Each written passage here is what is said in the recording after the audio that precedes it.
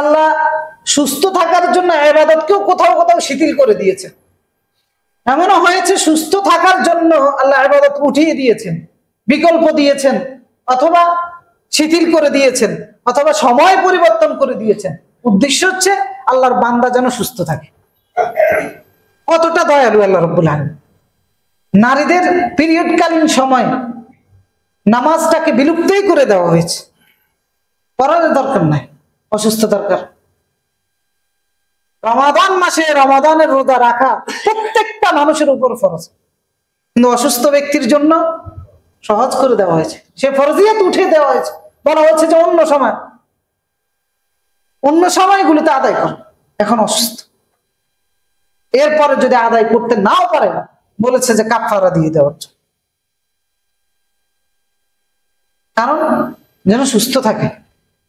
আল্লাহ কোন অ্যাঙ্গেল থেকে বান্দার উপরে জুলুম করেন নাই। এবং আল্লাহর দ্বীনের উপরে থাকতে গেলে আপনি অচল সিচুয়েশনের মুখোমুখি হবেন, এরকম কোন সময়, এরকম কোন পরিস্থিতিও ইসলামের মধ্যে নাই। আর ইসলাম আমাদেরকে সুস্থ রাখার জন্য অনেক গুরুত্ব দিয়েছে।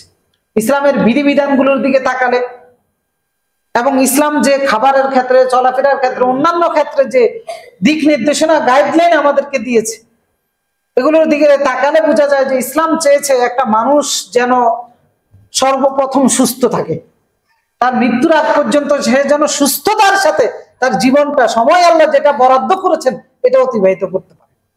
কেন এটা বোঝা যায় যে ইসলাম যে বিধানগুলো দিয়েছে সেগুলোর দিকে তাকান। আল্লাহ আমাদেরকে তৈরি করেছেন কিসের জন্য? তার ইবাদত করার জন্য। দেখেন, আল্লাহ সুস্থ থাকার জন্য ইবাদতকেও কোথাও কোথাও শিথিল করে দিয়েছেন। এমনও হয়েছে সুস্থ থাকার জন্য আল্লাহ ইবাদত উঠিয়ে দিয়েছেন, বিকল্প দিয়েছেন, অথবা শিথিল করে দিয়েছেন, অথবা সময় পরিবর্তন করে দিয়েছেন। উদ্দেশ্য হচ্ছে আল্লাহর বান্দা যেন সুস্থ থাকে। কতটা দয়ালু আল্লাহ রাব্বুল আলামিন। যেমন আপনি অসুস্থ, বসে দাঁড়িয়ে সালাত আদায় করতে পারেন না, ইসলামী শরিয়া সহজ করে দিয়েছে কিনা বসে আদায় করেন। বসতেও পারেন না, শরিয়া বলতেছে শুয়ে আদায় করেন, সহজ করে দিয়েছে। নারীদের পিরিয়ডকালীন সময় নামাজটাকে বিলুপ্তই করে দেওয়া হয়েছে, পড়ার দরকার নাই, অসুস্থ দরকার। রমাদান মাসে রমাদানের রোজা রাখা প্রত্যেকটা মানুষের উপর ফরজ, কিন্তু অসুস্থ ব্যক্তির জন্য সহজ করে দেওয়া হয়েছে, সে ফরজিয়াত উঠিয়ে দেওয়া হয়েছে। বলা হচ্ছে যে অন্য সময়গুলোতে আদায় কর, এখন অসুস্থ, এরপরে যদি আদায় করতে নাও পারে না, বলেছে যে কাফারা দিয়ে দেওয়ার জন্য, কারণ যেন সুস্থ থাকে। আল্লাহ কোন অ্যাঙ্গেল থেকে বান্দার উপরে জুলুম করেন নাই। এবং আল্লাহর দ্বীনের উপরে থাকতে গেলে আপনি অচল সিচুয়েশনের মুখোমুখি হবেন, এরকম কোন সময়, এরকম কোন পরিস্থিতিও ইসলামের মধ্যে নাই। আলাইকুম ফিদ্দীন মিন হারাজ, অচল অবস্থা বলতে আমাদের এই দ্বীনের মধ্যে নাই।